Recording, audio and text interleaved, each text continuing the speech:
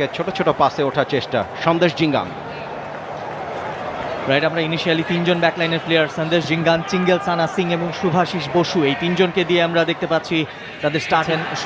শুভাশিস বসু তিনি centre back হিসেবে আগের ম্যাচে খেলেছিলেন। এবার একটা কাউন্টার অ্যাটাকে উঠে পড়বার চেষ্টা ইন্ডিয়ার।